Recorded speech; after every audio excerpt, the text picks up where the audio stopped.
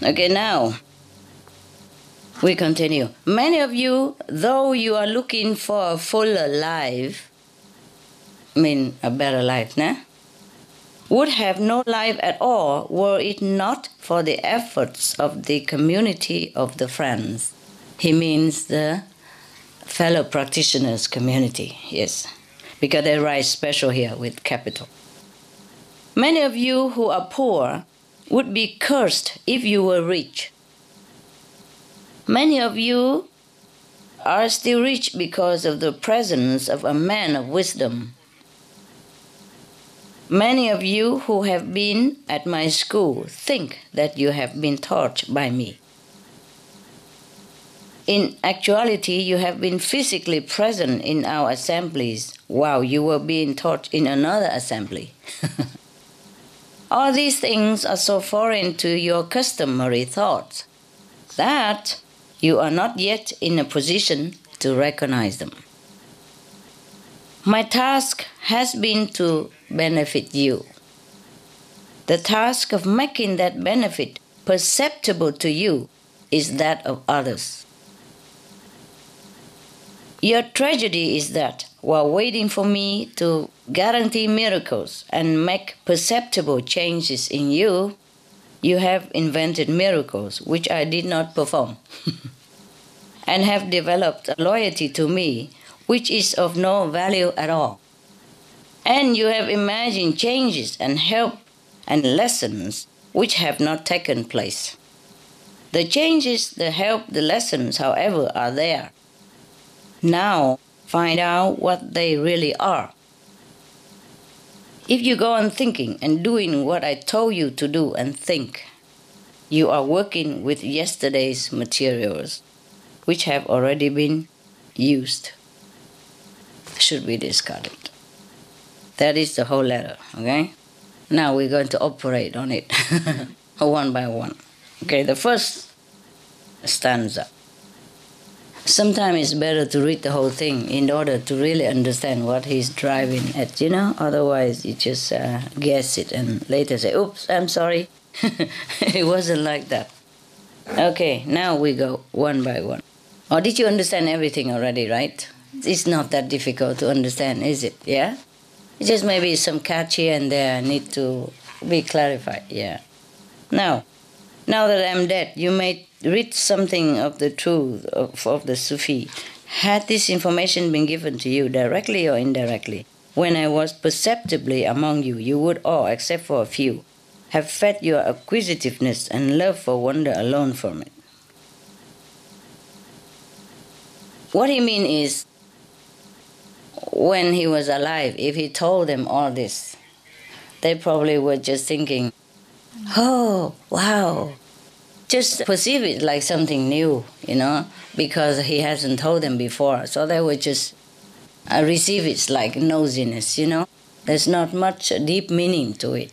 Just like kids, listen to a story, but do not perceive the real deep meaning, as a kid, yeah? Like Jesus tell parables, yeah? There's some meaning behind it, yeah? And some fairy tale has some meaning behind it that the writers or the inventor want to tell you, yeah? Like Beauty and the Beast, for example. It's not about a beautiful girl and a beast. It is about ourself and the true self. See what I mean? Yeah. Or maybe some story like Frog Prince or Frog Princess. Those things is not truly that you kiss a frog and the frog become a prince. It might be, but mostly it means that as the touch of the enlightened person, you're transformed. You become your true self again because you have been bewitched with the illusionary world, and yourself has not recognized your great self, your true beautiful self. Yeah? And you need some real friend to reawaken your memory that you are the prince. That you are heavenly prince. Before he died, he wrote this letter, the whole truth about things. The truth apart from all the politeness and all the delusion of the disciples who were thinking that they understand and who were thinking that they were devoted, who were thinking that they are practicing what the master teaching. Later on we will know. Further down he mentioned it also.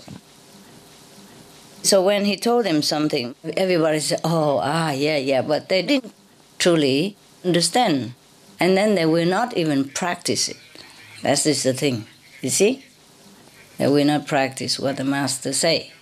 Not all of them. So he say, all except for a few, would have just satisfied their own acquisitiveness only, but not truly understood or not truly appreciate the value of the lesson that he want to deliver. Okay? Now, know then that what the Sufi master is doing for the world and for its people, great and small, is often not seen by the observer. Yes, mostly it's like that. Yeah? When Jesus or Prophet Muhammad was alive or Buddha was alive, many things they do just behind the scene. Most people didn't even see it. Yeah? And if they saw it, just a fraction of it. So the rest, they just made it up. A Sufi teacher uses his powers to teach, to heal, to make man happy, and so on, according to the best reasons for using the powers. If he shows you no miracles, this does not mean that he is not doing them. If he declines to benefit you the way you wish, it is not because he cannot fulfill your wish. That's what he means. He benefits you in accordance with your merit, not in response to a demand by you. He has a higher duty. This is what he's fulfilling. He's fulfilling the higher duty, not your every little whim. Yes, that's what it is. Because this master must have had it also, And during his lifetime, he kept telling people, but they didn't listen. They hear differently, and they repeat it differently, and they understood differently. So that's why I say the person who gets initiation has to be in a sound mind. They have to understand the purpose of my teaching and has to want God, want to know your great self. You can't just give anything, A medicine for different people. If you have a headache, then you take headache medicine. If you have stomach aches, you take different medicine. You can't just say, I love him so much, I have headache medicine and I should also give him, we share, such a good one. If I take it, my headache gone away, so he can take it in advance in case he has headache later on. It doesn't work like that. So the master say here that he does whatever he does according to proper situation and proper handling of the universal law, and depends on that person's sincerity and merit, He doesn't do it for show. He doesn't do it on your whim, on your demand, so that he can prove to you that he really has miracle. You see? Yes. So this master must have had it also when he was alive. Many disciples come to him and ask for miracle all the time. We have miracles. We use it. There's no need to ask master. Okay, you can ask inside. Okay? Pray. And if you get it, you get it. If you don't get it, you don't get it. Very smart. Very, very smart. Yes. This is what he's fulfilling. He's fulfilling a higher duty, higher purpose in his life. Not come here just to please every little desire of yours, according to your lowly understanding even. Some desire not very fitting, yes, and some desire are more noble, yes, and also have to work according to your merit. For example, you meditate a lot, and you ask the master to help you, and then because you meditate a lot, like you've been a good boy, you go a little bit higher level where you can receive the master blessing. Yeah? Because if you are still in a lower level, the higher blessing even cannot come to you, or you cannot receive. Like when you're a baby, your mother has to chew the food for you, and not the very rich food. Has to be mild, simple food. Because if they give you immediately such a very concentrated things, very rich food, cakes and all that, you can't digest. Yeah, coffee and all that, Oh, I like coffee, I give you my kid. No, it's not possible yet. So when you grow up, all this is available to you according to your age as well. And even though you have many, many cars in your garage, you cannot let your baby drive it. Even the smallest car, no matter how much you love your baby, it's not safe for him to drive one of your car. Even though you have many, and he could have even 2, 3 of it. But why? He's not up to it yet. So here the master explained very well. He must have been a very, very enlightened master. Check who is this. Mirza Abdul Hadi Khan of Bokhara. Wow, very enlightened master. You see, in every tradition, in every age, there are enlightened masters. Maybe not all enlightened in the same degree, but there are enlightened masters, yes. And also according to your ability to digest, the lower or the master will come to you. The university professor is not of much use to kindergarten or primary school student, is there? Huh? No. Except he is a very exceptional one, some genius. Sometimes it happens, but rare, okay? But in that case, that student become university student. He already understood all that, so he will go to college anyway. There are some genius, very young, but go to college. That is okay too, yeah? It's just like you. Maybe you look like everybody else, but your understanding is heightened. Your perception are illuminated, yes? Your intelligence are raised up, yes? Everything about you is different from before initiation. Before, you did not understand what you understand right now. Yes. And before, you see things differently. You see life differently. You perceive everything differently. Of course, you're not completely, enlightened or completely understood everything, but you understand different than before, much better than before. Therefore, you're more tolerant. You're more loving, more enduring even, more patience, yes. Before, in similar situation, maybe you could not bear it. You would even break down, But after initiation, even though you still know it's suffering, it's the same, but you can bear it and you can go on.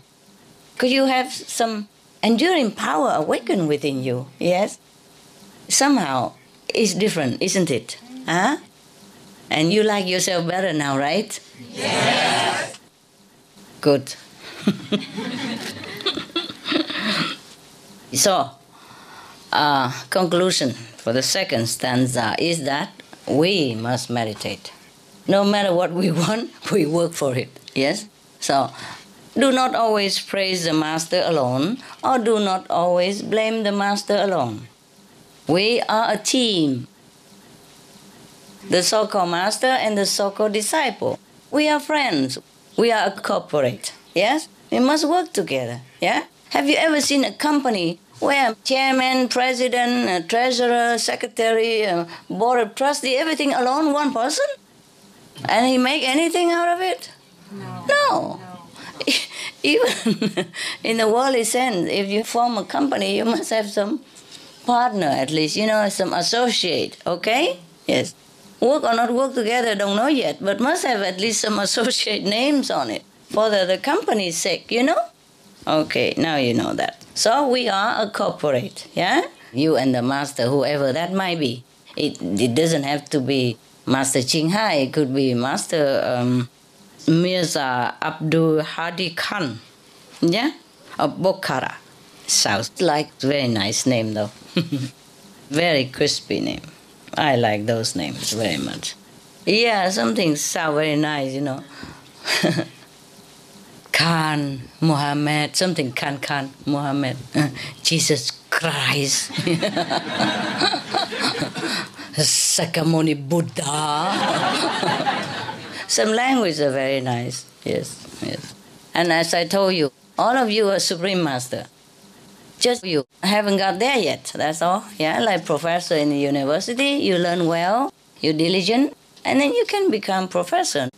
So, what is the higher duty that Master is fulfilling? What is he talking about here?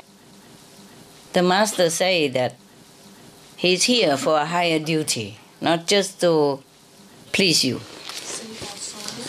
Save your souls? To awaken you. What else? ¿Ah? La meditación. La meditación, sí, sí. El amor, correcto. ¿Ah? La conciencia. La conciencia. Our conciencia. Yes, yes. Elevate our consciousness, yeah. Okay, okay. Save the world. Save the world. Reconocer a Dios. Remember God, that's right, that's right. So the higher duty of a master is not to come here. Okay, he makes you happy and all that, he fulfills your wishes, but that is not the main purpose of him coming to this world. Yeah? The main purpose is? Take you home. Yes, to take you home and to awaken consciousness. Yes, yes. And to elevate people level of spiritual recognition. Because to please you here and there, it's just the physical things, yeah? Oh, Master, I don't have a car. I need a car. My neighbor has one, for example. Okay, why not, yeah? If you really need it, if you really earn it, the Master will make it happen, yeah? But beware of what you're asking for, yeah? Without car, you probably never had a car accident. But with a car, there is a risk also. And nowadays, the petrol price is very high. And not only high, we are shortening the petrol quantity in the whole world. For example, like that. So maybe the Master don't give you a car, he give you a bicycle instead. Or maybe it's safer for you to have a tricycle. Remember the joke that I told you a long time ago? There was a man who was speeding in the highway and the patrol police stopped him, and then give him a ticket. And the driver say, what for? I don't need that. So the officer say, never mind, keep it. After you get another 3 of them, you have a bicycle.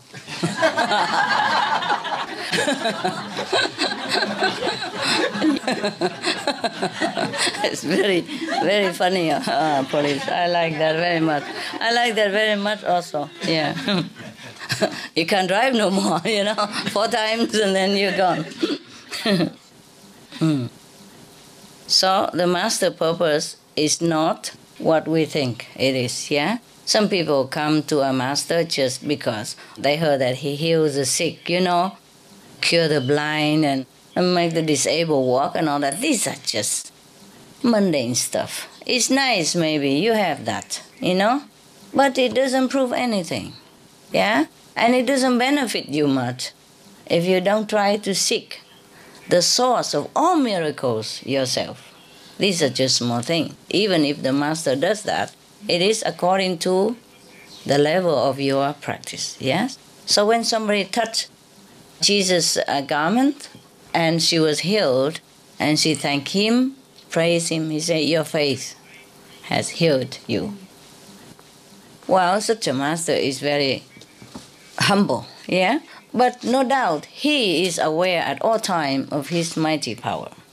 Not that he wear it on his sleeve, or write it in front, big web over and stuff, like this. But the thing is, he is aware of it. He cannot be not aware. Even though not aware, like, okay, I heal that person, I make that person walk, I cure that blind person. It's not like that, black and white like that, but he's aware that he is mighty now. He's different. He has access to the store of power of the universe, and he can use it at will. but also in accordance with heavenly will. Yeah? Yes. It's just like a president, eh? He's elected president. For example, President-elected Obama. Yeah. He is even not in office yet, but he's elected and he knows. He's already slowly getting used to with his power now. Yes? And he knows he's powerful now. President of the most powerful country in the world. You cannot be ignorant of your power. Yes? Even though he's not consciously always think, I'm powerful, I can do this, I can do that, I know that. He knows it, but he doesn't know it. Because power is not something you can grab, like you can touch like flower, you can wear it on your finger like a ring, But he knows it, yes? And the more he's in presidential office, the more he exercises his power, the more he's aware of what he has. It's nothing black and white, but he knows it. Nevertheless, no matter how powerful he is, he works also according to the national law and international law. He cannot say, I'm the president of the most powerful country, I do what I want. There are limits to what he can do, yes. And even a president has to be more careful about the power that he uses, because sometimes it can be trouble and later regretful. It's too late, for example, like that. Similarly, a spiritual practitioner, even the master, must be aware of the cooperation in the cosmos, and not overdo it. Yes. Mostly the master is aware of that. So that's why he said that the master cannot just be responsible for every whim of yours, but has to work according to your merit as well. So if we want more comfortable life, more miracles, more merit, more fulfillment of our desire, even in this world, then we must work for it. Yes, must be diligent in going into our store of merit and take it out to use. Yes, like you have money in the bank, but you're lazy. You sit at home and keep calling the bank teller, bring money to me, bring money to me. She won't bring it. If you are very powerful, she will. Yeah, it happened. If you have lots of money in the bank, yes, the manager even come, help you to bring the check to you, or bring money to you, and then you sign in your home. That's possible. But that is the position of the master, you see. The master can do anything at will. Everything comes to his beck and call. But he doesn't abuse it. You see? He doesn't abuse it. Now we continue. Many among you have had your lives transformed, have been rescued from perils, have been given chances, none of which you have recognized as benefits, but you have had these benefits just the same. Yes. Yeah. It's just like the guy who asked for the parking space, Never mind, Lord, I have found one myself. Yes. Just a second ago, there was none, and he prayed and he got it. But never mind, I found it, you see? That is a very spiritual joke, Many of the joke I told, when you think about it, it applies to your spiritual understanding. If you think about it a little bit, it's not just for ha-ha. Yeah?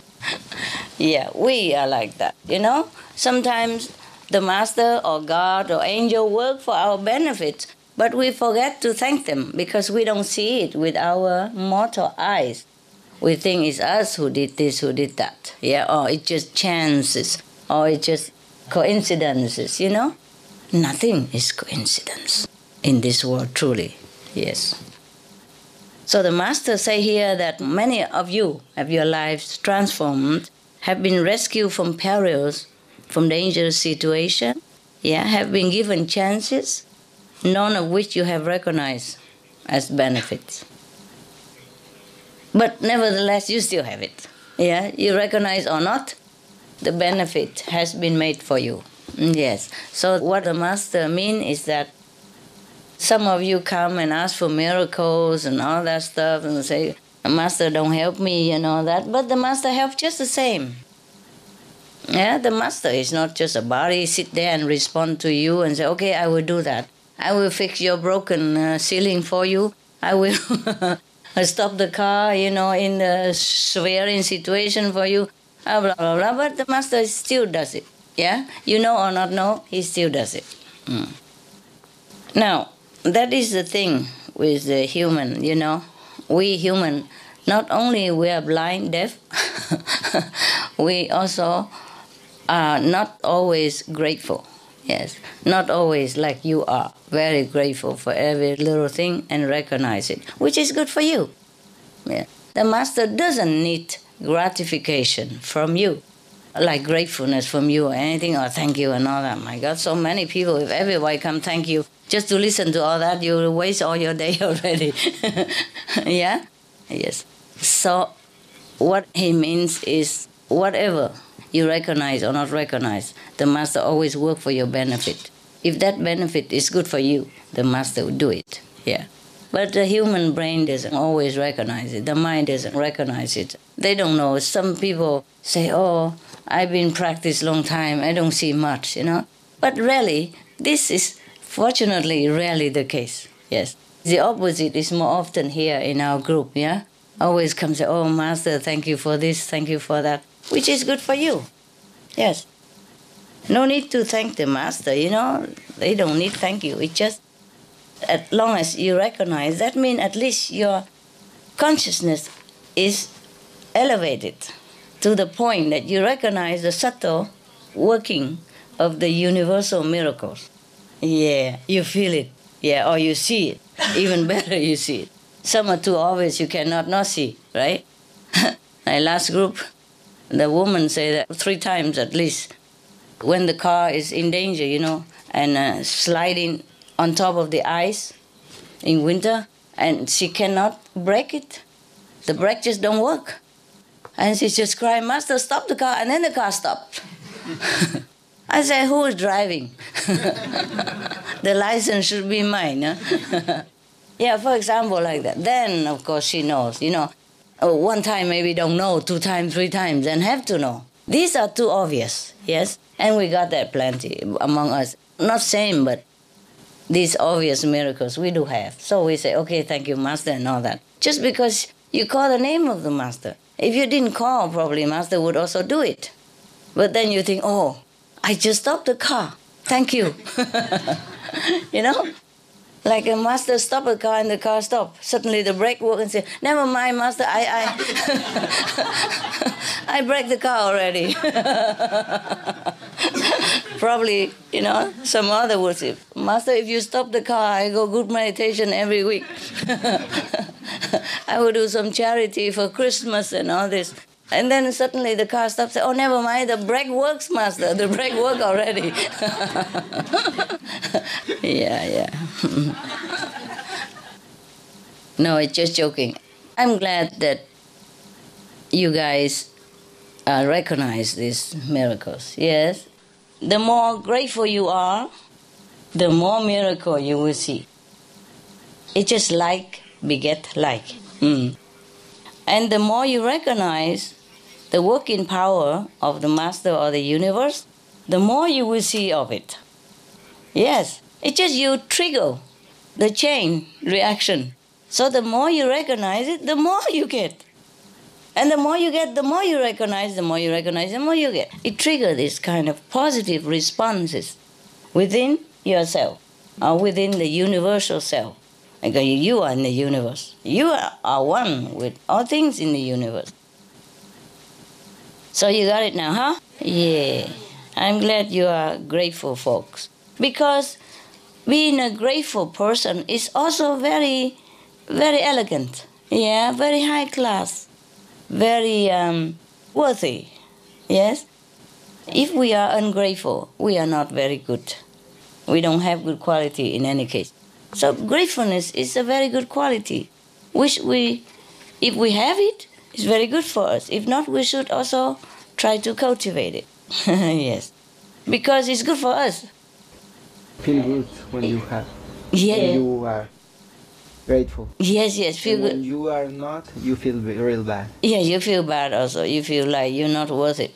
Your conscience is bugging you. Yeah, waking up and keep knocking in your heart. Hey, guy, be grateful. Now, the master don't care if you're grateful or not. Yeah? Okay. Because if you're grateful or not, the master power is still working for you in any case. It just is better when you're grateful. Not because you're grateful and the master happy, but when you're grateful means you're high. You see? Your consciousness is high. I mean, you can see it, you can know it, you can feel it. Yeah, that's good. That is a progress in spiritual practice. Now, continue.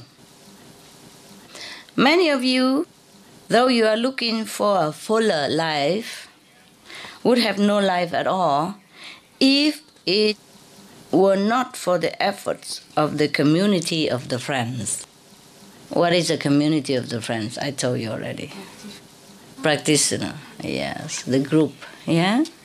You are together, you help each other also.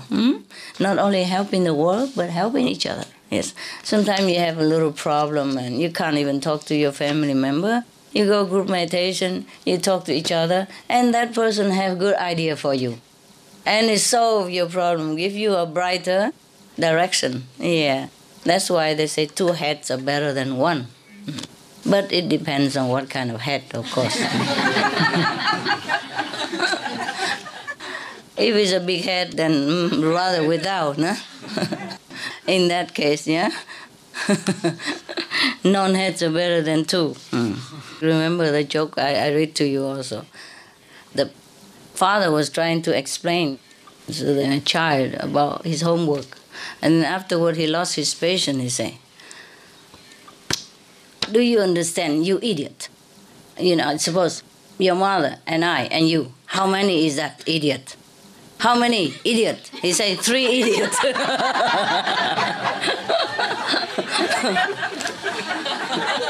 idiots. Okay. But you know that joke already, no? On SMTV. Yeah? Every time I hear joke, because I told you and I forgot what day, what joke. Because they have a collection and they just take one at a time. So I had to go and listen and I laugh again. Jokes are good for you. Jokes, poetry, music. I mean, good one. Yeah, good quality one. Even if a sad song, but good quality made also very soothing. Yes. But even happy song and some lousy, you know, you can't bear it. You plug your ears. No? All right. Now we continue. So, what he means is the community of the friends are very important. That's why I told you go group meditation. That is the time you recharge yourself among friends. I mean true friends. Friends who really would unconditionally help you if he can. Yeah? And you just be there, you feel supported. You feel oneness. And the group, you know, like a unity of the same ideal, same noble goal, yes, and you feel good. Yeah, you understand each other, and you love each other. You feel affection among each other. That is the purpose of group meditation, eh? Not to go there and looking for handsome boys and beautiful girls, okay, huh? The thing is, sometimes you think you fall in love, but it's not it. Yeah, so just take time, okay? Take it easy. Check it out first, yeah? If it's love or it is something else. Mostly it's something else. The love at first sight don't always last. First would be last. It won't stay long, yeah? And sometimes you feel the physical attraction, but it's not always compatible in all levels, yeah? So just check it out, you know, maybe talking on that and find out what's what. Mostly it lasts a few weeks. And the fire dies down, you know, and then there will be other trouble. In Vietnam, you know, if you want to marry a girl, they make you stay in their house for 3 years. Very, very wise, you know. It's like dating nowadays, you know. Make sure what you want. The week before we have a Vietnamese Northern Opera, remember? The boy went and asked for the hands of the girl, and they seemed like happy together. But then, how can such a love even broken because of a suspicion? Yeah, how can a husband be so stupid? Yeah, if they're so happy together like that, how can he doubt her heart? And not even asking her reason why. You see, and even maybe asking and don't even believe. Yeah. I tell you, love in this world is not always that deep, is it? Yes? They're supposed to be live happily ever after, they're happy together even, but still it doesn't amount to nothing.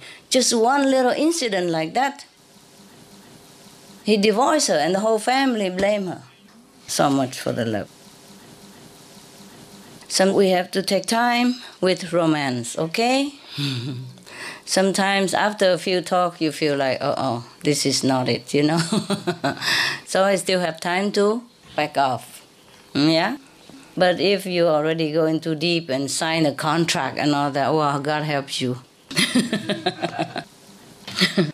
And one contract leads to another contract, And the house contract, and the car contract, and security contract, insurance contract, and then later baby's contract, children contract, and baby contract lasts, 25 years, quarter of a lifetime at least, yeah?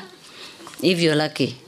If not, continue the whole life until you're old, and maybe you went into the grave, then you finish your duty, otherwise continue. Sometimes they're married, they still come back. You got to babysit for them. And if they have trouble, they divorce, then you have to take the girl back or the boy back, and together with a few more mouths to feed. Oh God, no end. Now we continue, yeah? See, many of you who are poor would be cursed if you were rich. Many of you who are still rich because of the presence of a man of wisdom. Many of you who have been at my school think that you have been taught by me. In actuality, you have been physically present in our assemblies while you were being taught in another assembly. Okay, you see, many things that we don't perceive. For example, some of his disciples have been poor, and then suddenly they became rich. For some miracle, something happened. And suppose if it has not been for the master or the blessing of the master, then that person would have been into trouble. Cursed not always means being cursed by people, but maybe some bad thing would have befallen them.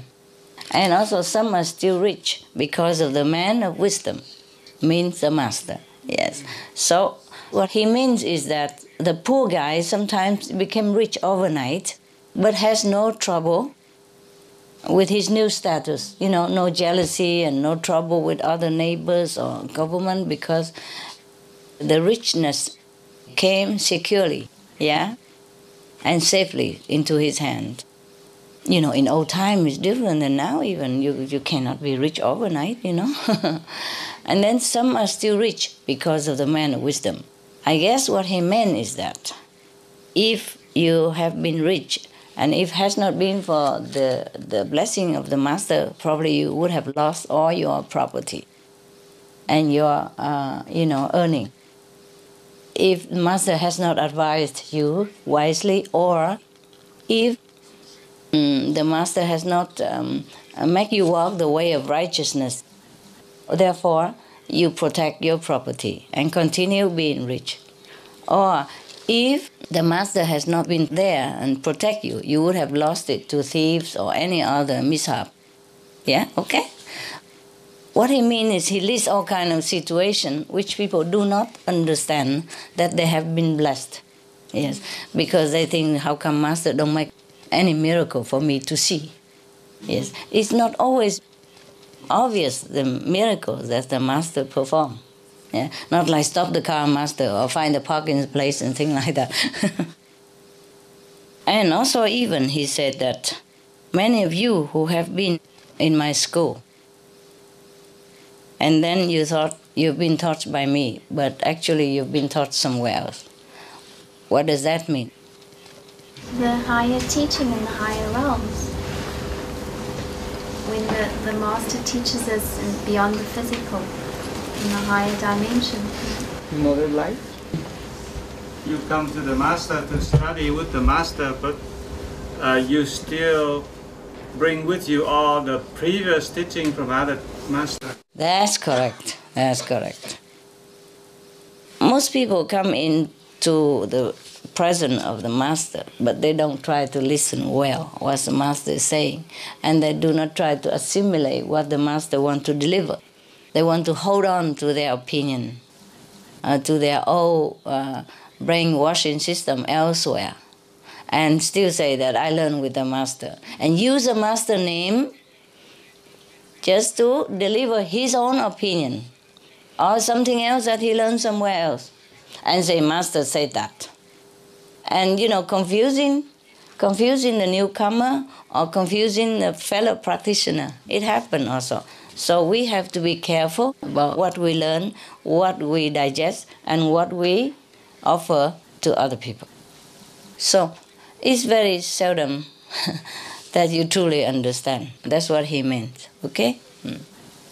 And he meant that it's seldom we truly devoted our attention to master teaching and assimilate it and practice it, yes. So it's very difficult to control the mind, yeah? We have been brainwashed too long with too many systems, too many controlled way of thinking, set pattern of the society, behavior and all that. So very difficult for us to change, yes. But we still can change. It takes time, but we will, yes. It's a habit, we can replace it with another one. Okay. Next one. All these things are so foreign to you, to your customary thoughts, that you are not yet in a position to recognize them. My task has been to benefit you. The task of making that benefit perceptible to you is that of others.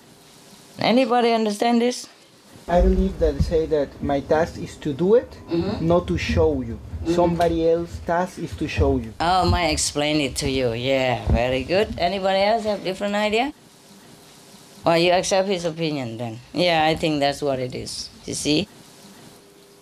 Sometimes, is it true also, no? Sometimes the master don't care whether you praise him or not in this letter. What he means, he just make you happy. Yeah? He just do what he can to help you. Understand or not, he don't care to explain it to you.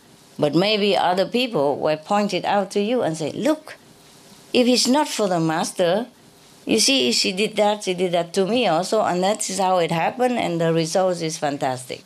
So same in your case, for example.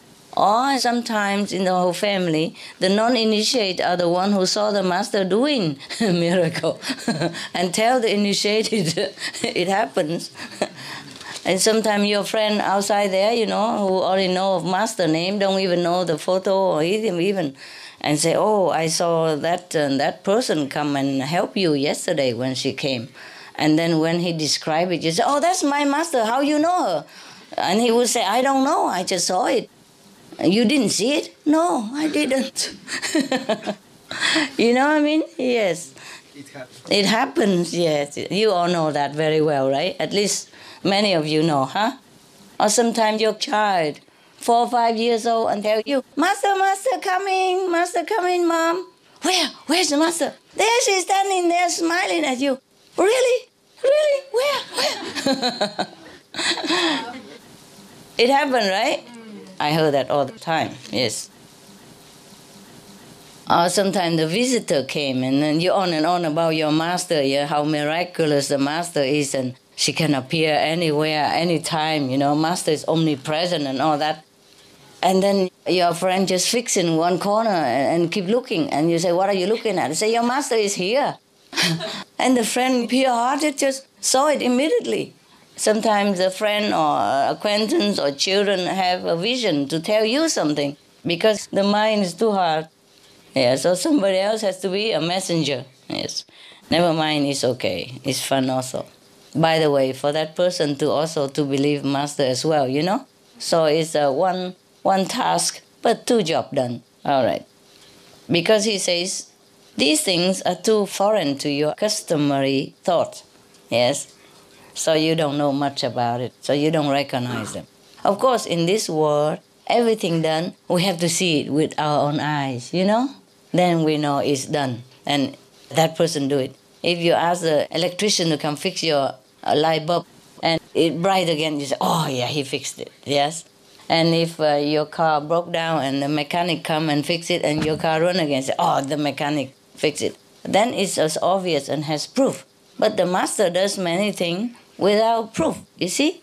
And if you don't have your wisdom eye very wide open, it's difficult to recognize. Because it's not the same like the doing of this world, not all the time. If you ask the master to stop the car while it is sliding toward the pit, and it stopped right away, then maybe you understand it. Because it hasn't been able to stop before, and the brake doesn't work, and the ice is so slippery that you're going to fall into the pit if the car doesn't stop. And if you ask the master to stop and it stopped, then you believe a little, yes? And after 3-4 times, then you believe a little more. And then if many other things happen also in your life, then you begin to believe more in the master who takes care of you. But not everything as obvious as that. You see, the master even does many things without you asking. Yeah, change your life, make you more comfortable and help you in many ways, but don't take account to it and nobody see it. You see, and not even you see it. Yes, okay, so that's what he meant. It's good I have chose this, I haven't read the whole story. I just opened one. And I see now that I'm dead, I thought, oh, interesting. So, okay, let's read it, So I am also the first time reading it, just like you, the first one hearing it. And it turns out it's a very interesting story, yeah. It's a story that we could identify with, right? Yeah, because we have similar experience, right? Yes. All right. Okay, the last stanza. Translation too late, Yeah. I remember when we have bigger meditation place, like Taiwan or Korea or somewhere bigger, and there were laughter like waves, The English person laugh first, and then the Korean, and then the Chinese, then the Vietnamese, and the Mexican, and the Spanish, whatever. Because it depends on how fast the translation. Yes. And they're just laughing one after another like this. It's cute.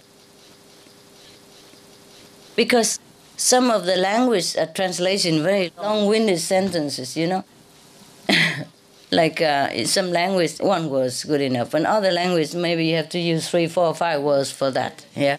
What is your language? Español. Español. Okay. Español is already simple. Yes. Some languages are very long. Yeah. For example, one time I was in Hungary, and whenever I go out, and if I need translation, I wait forever for one sentence. I say so short. Why it took so long to translate, Not only the sentence translation is long, the words are long also, In English, maybe some word only written 1 syllable or 2 syllables. And in the same word in Hungary, it's written like 10 syllables, The whole word is long also. Yes, other languages. And remember the joke we had before? Japanese translation? There were foreigner who's speaking something, and then there is a translation, the guy tour, and then after the guest spoke a lot, the whole story, and other people laugh already. So, and the Japanese say to them, the guest just told some jokes, so now please clap your hand and laugh. Lost in translation. Remember that film? It is truly like that sometimes. Remember in the film Lost in Translation, the guy talks a lot, and the translator just say, more intensity, just look, more intensity. Okay, now we go to the last stanza. Your tragedy is that while waiting for me to secure miracles and make perceptible changes in you, you have invented miracles which I did not perform and have developed a loyalty to me which is of no value at all. Anybody? Yes, for some disciple, they expect something from the master, and Yes. so long, and they begin to see illusion miracle, and then they use that, and then say that, oh, this is what master do. For example, sometimes they say, inner master, tell me this. They invented it, and they say, inner master or master, tell me that Yeah. you have to do this. Yes, it's Yeah, true. Because yes. they want the master to do that, and the master did not do it because it's not proper. But they desire to control others or to show that master did that to please his own ego. Yeah, and he told people, you know, I had a vision, you know, that you must do this. Inner master told me you must do that, you must do this. And force others, you know, in confusion to do what he pleased, to please his ego. Yeah. And also to let people know that he is something. He has inner master connection, you know, which he did not. Yes.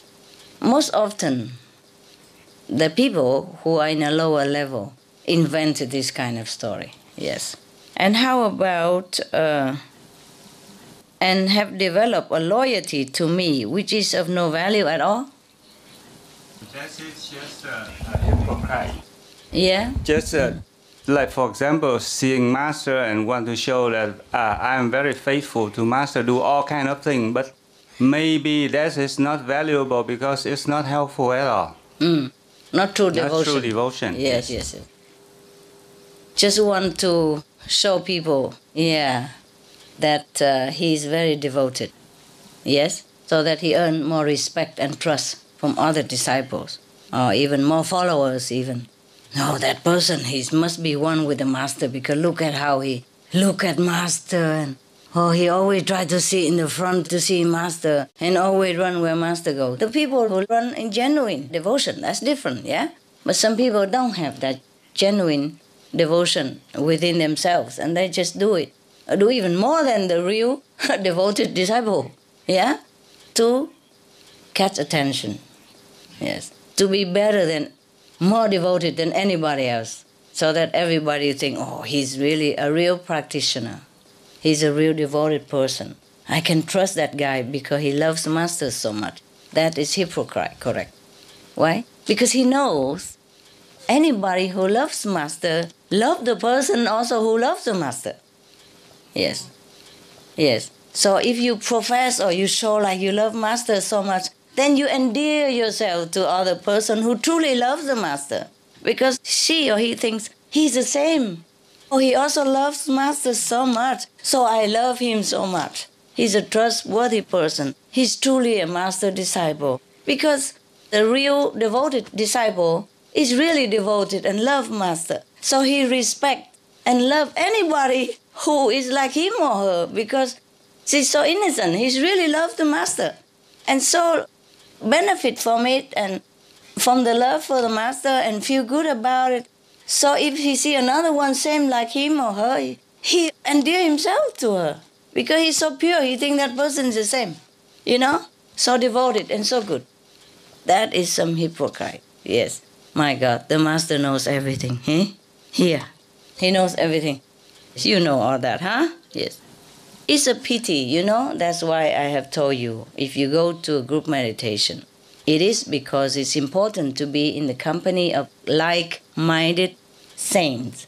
You have support, you have affection, you have true love, and you have true devotion to higher ideal together, And for that reason, we can work miracles, yes? We can even change the world, we can ask people to be vegetarian, all that, because we work together in a uniform. You see, united, strong, we would be strong. True devotion is very elevating, very soothing for both, for the master and for the disciples. But the fake devotion or the lowly motivated devotion is very terrible, it's suffocating, it's very, very burdensome. Make sure your heart is pure and your devotion is genuine. You don't have to be devoted, but if you are, be genuine, okay? And if you're not devoted, try to learn, okay? Try to learn to be more humble, more spiritually motivated. It would be better for you, and the benefit would be longer lasting. Yes, okay? Now we continue, yes. And you have imagined changes and help and lessons which have not taken place. The changes, the help, the lessons, however, are there. Yes. Now find out what they really are. If you go on thinking and doing what I told you to do and what I told you to think, then you are working with yesterday's materials, which have already been used. What does that mean again, wise Buddha? Because if you follow a master and you think, she tells you to do something, you begin to use your mind, you begin to compare, you are not 100% following it. Yeah? Yes. Because once you use yesterday material, which means already digested from somebody else, not new now. When you are listen to the master, it should be at the present and do things at the present. At that time, you are innocent. You learn directly. But if you already use it, whatever digest yesterday is useless. It's difficult to explain this, I know. Yeah. You see, all this is fake, yes? Due to the person not diligently practice, yes, to connect with their own inner Supreme Master, and just trying to follow theory. Yeah. And sometimes very tiresome, I'm telling you. Yes, truly. Because the way you interpret what the Master said sometimes is all wrong. Because you like to interpret that way. Could be maybe that the situation is very changed.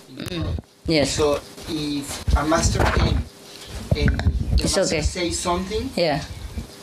people still do it many years ago, many years to follow. Yes. The situation is very different. Different now also. So, and they keep on doing Yeah. all way. Yes, Like, yes. Like I remember once you said that Mohammed said, Prophet okay, Muhammad, you yes. can have more than one wife. Yes. Because the situation Yes. was Yes. that way. Yes.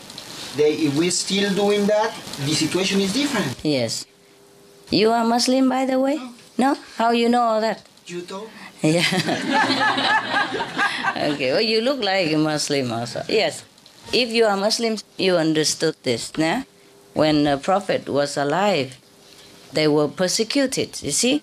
And many men, because in defense for their family and children or brothers and sisters initiated, have perished.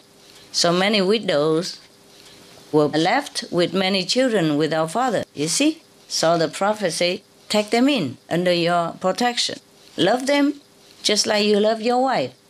So not necessarily that you take in the wife and the family and you treat her as a wife, but take in just like another wife, but maybe don't have any physical relationship with her even, not necessarily like that. Or maybe you have, but it depends, you see?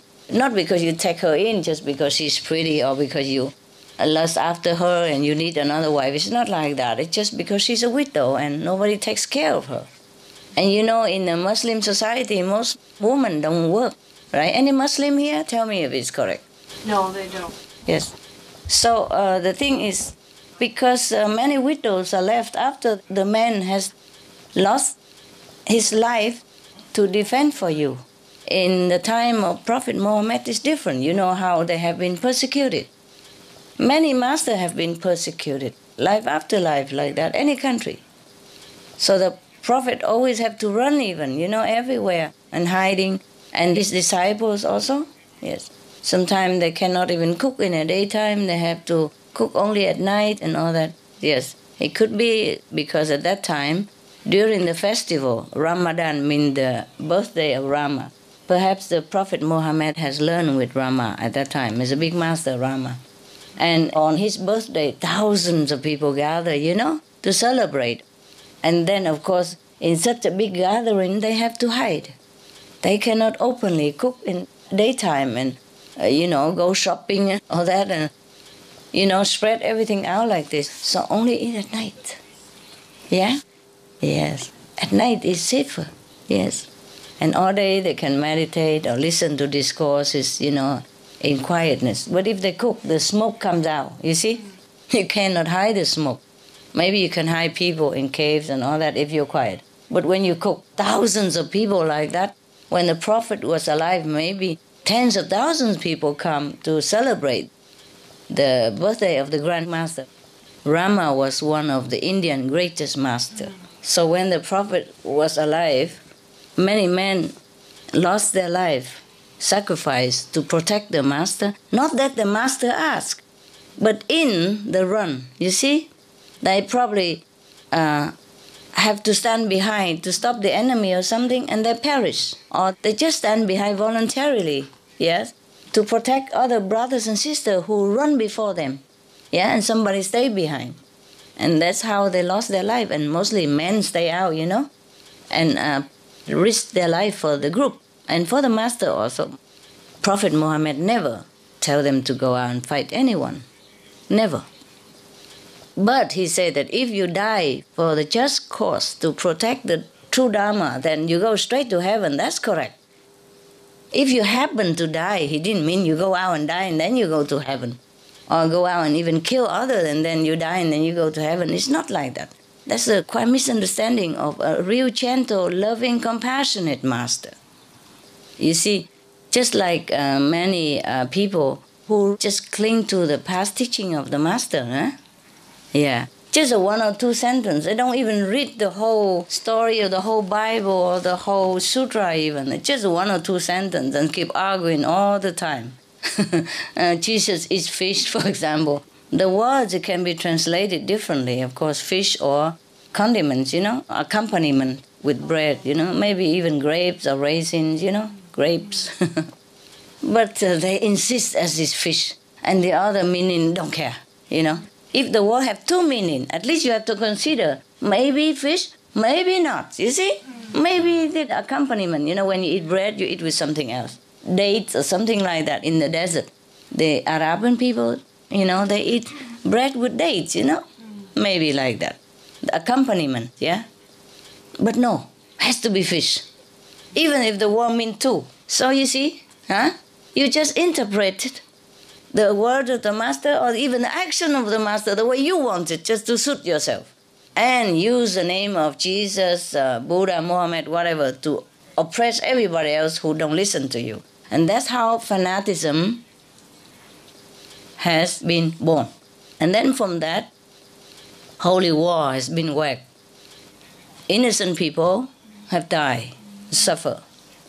And the bystander also suffer. And the one who has been influenced by your misinterpretation also suffer and have to carry their bad karma with it. Yes. I learned so much from you just now because I came from a Muslim family. Yes. And for the longest time, I didn't know Ramadan was the birthday of Rama. Dan means birthday. And we have 40 days of fasting, right? And we eat at night, and we eat nothing during the day, all day long.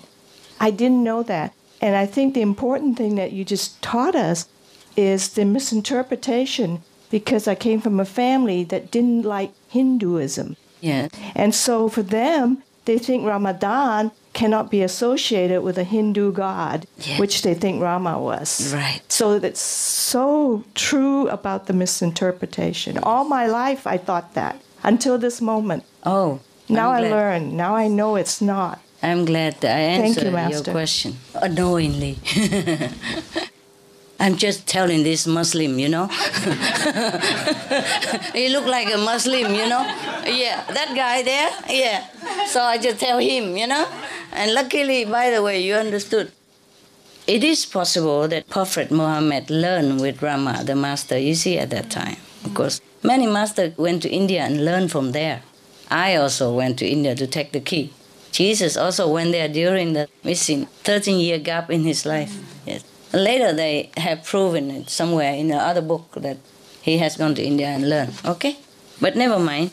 Even if you don't understand, it's okay too. Yes. It just know that I don't teach anything different from Prophet Muhammad, and I don't ever teach you anything extreme, anything harmful to yourself or anybody, and that should be sufficient also. There's so much to explain from the past master. I would never be finished. It's just, by the way, now and again, if we have a chance, and I tell you, many things we misunderstand because we were not there. Number one. Number two, we are not his level. We don't understand what he's doing. You see, he listened to the sound. He go into the cave, and the angel Gabriel come to him. He sit there and listen to the sound. Of course, he see vision and all that. Same Mary Master. You see, during the time of Prophet Muhammad, of course, he was such a humble master. So he would just celebrate his master's birthday. Since he learned in India, he would not stay in India, but he come home, maybe as his master behest, to go home and spread the teaching and teach his brothers and sisters, you see? Or maybe he just went home because he went there and studied and he can't stay forever, and he went home. Just like you come here, visit me, and then you go home, yes? And then after you meditate for a long time, even though you have not seen the master, but you contact inside because of your purity, and then the master come and tell you. But maybe he could not say that my master comes to tell me. Or maybe master send the angel Gabriel is also correct, everything correct. Yes, to tell him that, okay, it's time for you to go out now and don't sit in the cave forever. You have to go out and help your brothers and sisters to become enlightened. It's okay, you have my permission, you see? And it's such a long distance between maybe Iran and India. You cannot just come back and forth all the time. And if the master told him, spread the teaching in Iran, then that's where he would spread the teaching, despite all the danger surrounding him. Every time a master come out, it's danger, no matter what age. It's something people feel like strange, because they always establish a religion. You see, when Prophet Muhammad was alive, they chased him everywhere. They persecuted his followers who has done nothing wrong, but to worship in purity and learn righteousness, even as a human being. They never did nothing wrong. They persecute them everywhere. Yeah? And then they have to hide everywhere. Don't even have home and all that. And nowadays, big mosque everywhere. Millions of people come. Look at the wall. And when the Prophet was alive, it's very difficult for them to even come to see him once a lifetime. That's why they say once a lifetime you must go to Mecca. Mecca is when the master established finally at that time. Maybe he has not been able to stay long. Later he has to move to Medina and so on and so forth. And persecuted all the time. Even Baha'i, the master of Baha'i also been persecuted and put in prison and all that, etc., etc. Not safe everywhere. If you want to gather in such a big gathering, the master, of course, would not celebrate his birthday.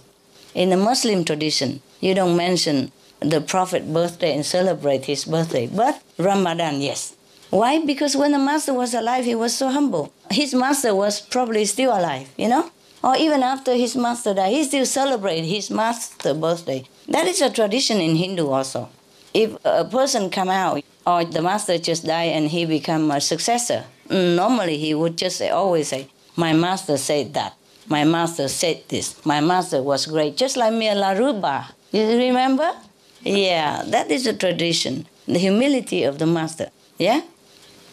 Or he would say, if the master is not there, or it's not convenient to mention the master, or the master may be not as high as yourself, then you would probably say God or heaven or, divine blessing, something like that. Rarely you mention it's yourself, but unless among disciples, and when the disciple asks a direct question, Master, you stopped my car and all that, then maybe you say, we make fun out of it, But it's not like the master always feel so proud and greatness within himself, declaring it. Not in such a, pompous manner, anything like that. Now you understand, yeah? So he celebrates Ramadan because that's his master. This is wonderful. Dan is the word in Hindu, in Sanskrit for birthday. Yeah. We have Buddha Dan also. And when it translated into Vietnamese, it's become Dan. Dan Sang means the birthday of the Buddha. Buddha Dan. Rama was a great master in Hindu tradition. He's not even Hindu. Of course, he's universal. Can you imagine?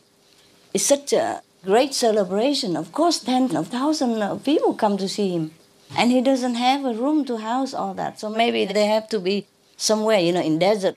Also difficult to hide. Yeah? So they can't just cook here, a stove, and there smoke, and there smoke everywhere. And then the government will know that there is a big gathering. You see? Even if they are in the forest, there's no such jungle in Iran. No thick forest. So even thin forest. So if you cook in nighttime, nobody see. Anything the master say, and you imagine the lessons that master did not even impart it to you, and you imagine changes and all that stuff. You imagine it in your head, and you wanted it to happen, and you tell everybody else.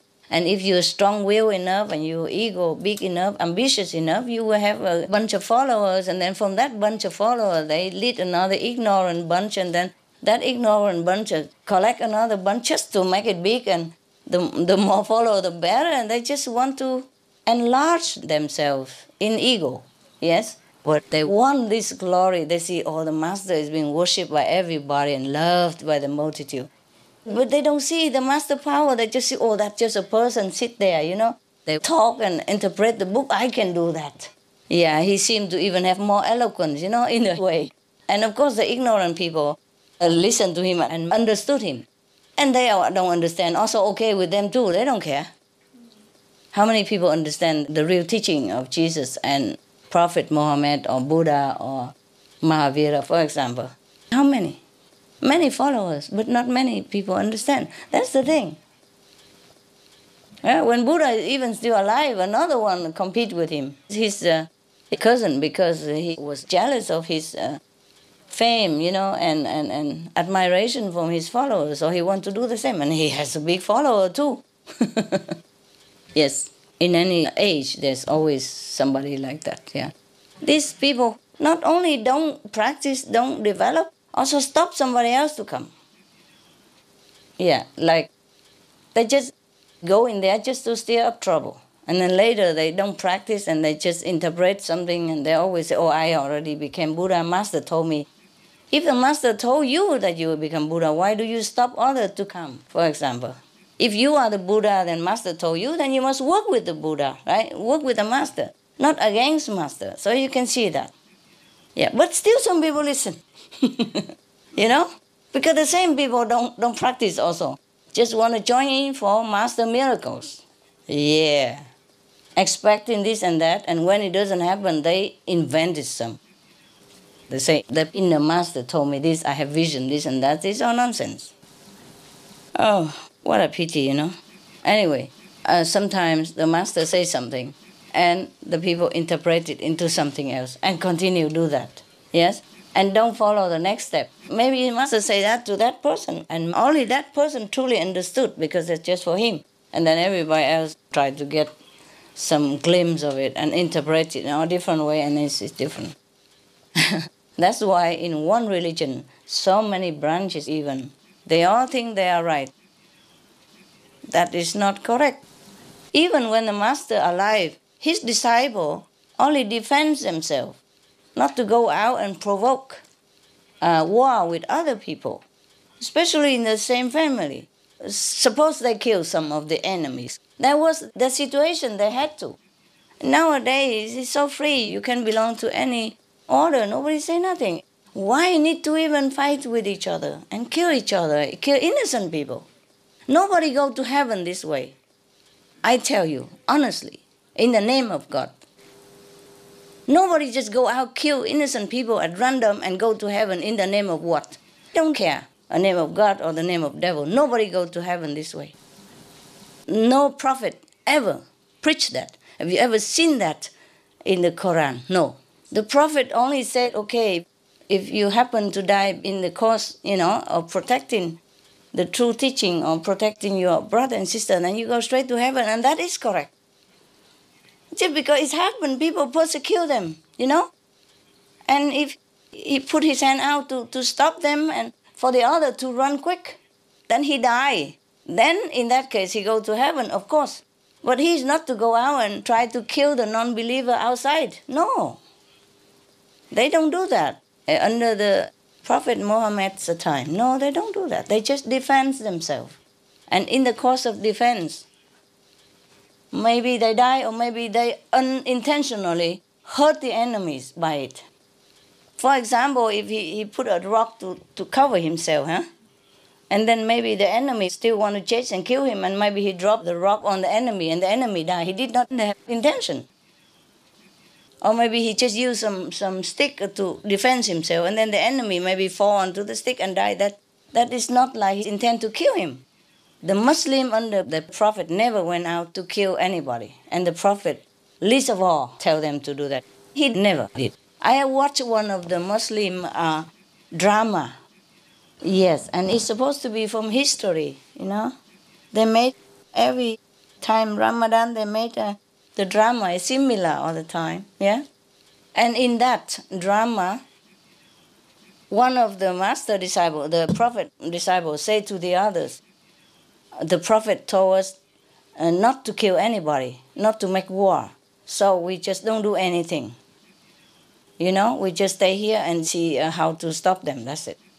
Or just, we don't go out and provoke and fight with them. Because the Prophet say no. In the drama, I heard that. They replay it just like every Christmas. They replay the manger drama. They play again and again every Christmas. So there must have been history, you see. Even nowadays they play that. They still say that Prophet did not tell us to go and fight. Yes. So we just keep quiet and try to avoid the enemies. That's what they say in a drama. I didn't have time to see the whole thing, but I see most of it. In this trend of peace, you know, that the Prophet has taught them, even under extreme persecution like that. So even Jesus, you see, people harass him all the time, and he had so many disciples. He could have started a revolution, and people would listen to him with all the miracles that he did.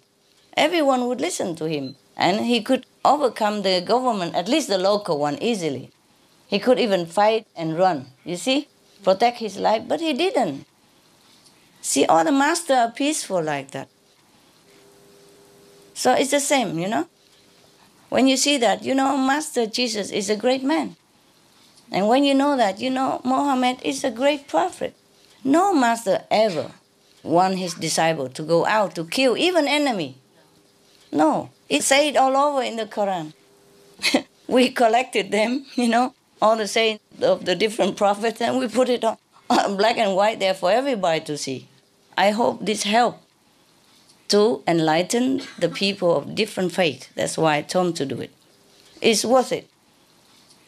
Instead of using the airtime for advertisement and making money, we use the airtime just to benefit all faith, all the people, hoping that they make peace with each other. And it's working. You know, there was a king of Arabia, the king of Saudi Arabia. He organized many times interfaith conference, remember? Oh, blessed be his soul. He must be a very enlightened king and very kind person. And he helps many countries and many people. Not just his people, but other countries as well, yes. Blessed be his soul. This is a true Muslim. This is the true spirit of Muslim. Peace and coordination. Yeah? Okay. All right. I have done my job. Now you're going to do yours. You know, you digest it. And you go home, you dissipate it to other people and make it your treasure, yeah? It was a very good letter of the Master. Thanks be to him. Peace be upon him. Mirza Abdul Hadi Khan of Bokhara. Wow, very beautiful name, eh? I don't understand all of them, but it sounds very nice. Yeah, and where he is also very nice. Bokhara. Oh, beautiful. The Arab language is very nice, huh? Yeah. The name of the city sounds very nice also. Like Kandahar. You know, it sounds so nice. Yeah. It's a pity. It's all because of misunderstanding of religion. If the people truly study their religious scripture very well, there would be no war between religions, let alone within one religion. You see, it has to stop. Human has to have really enough one day of madness. But I tell you what, even so much war, the people die of hunger even more. The climate refugees is 25 million now, and the whole world refugees is 60-something millions. 1/3 of it is climate refugees, which are not recognized. Other 40 million are recognized. Some yes and some no, but at least they have a status of refugees, yeah? But the climate refugees, nobody care. And they live in dying, nobody care. They have no right at all of any convention to protect them. You see, they are left alone to fight for themselves and for their children. These are the really true refugees, and I truly don't know where and how to help them. They're scattered everywhere, you know. They have no voice even, have no voice. Many islands, countries sunk. And then they have to go to the neighbor island, and the neighbor island also begins sinking. And they move again and again. You know, how can you live like that? How can you settle down like that? How can you earn any living for your family in this situation that you have no home, no status, no nation, and nobody care, no right? They're like living on the edge of society, you know? They're the third kind of people, not even war refugees. And that is just from last year alone. Huh? I don't know how many more right now. And they predicted that in 2010, just 2 more years or another year and a half or something, there will be 50 million, double of that right now. And that is just an estimate, you know. It could be more than that. I really have no more words to talk about this race, what we call human, you know. Some don't really live as a human. They live like in hell, suffering no end. I just really pray that one day everybody will change and live like a true human, you know, with compassion and love, which we have. All of humanity has love and compassion in them. They have it. They just choose not to recognize it, choose not to exercise it. So I just hope one day, you know, we all awaken and remember that. Because that's the only life that's worth living, with love and compassion, yeah? Without love and compassion, what are we? Yeah? If we only love our own family and relatives, the animals also do the same. Why do we proclaim that we are better than animals and then we can't even eat them? Do you see what I mean? Because we are one, you know? We are one, even with strangers. That's why when I go outside, I don't feel anybody is stranger to me at all, ever. That's why I trust them. I love them just like I love you. Yeah. I never felt like, oh, this stranger, be aware. Or I don't feel distant between me and them at all, ever. None of them, you know? No matter who. Maybe it's a homeless or a salesman or a clerk or, you know, bank teller, whatever. Yeah. I feel like they are just like you. Very trustworthy, very close, very intimate. Very bloodline bonded, you know, together, like family. Oh, it's a very nice feeling, though. You feel at home, you know, like with everybody, yeah.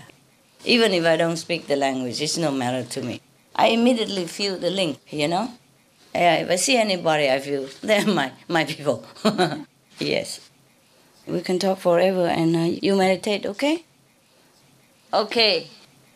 Lovely people. I see you later. Thank you, Master. Thank you so much, Master. You're welcome. You're very welcome. Thank you for the teaching.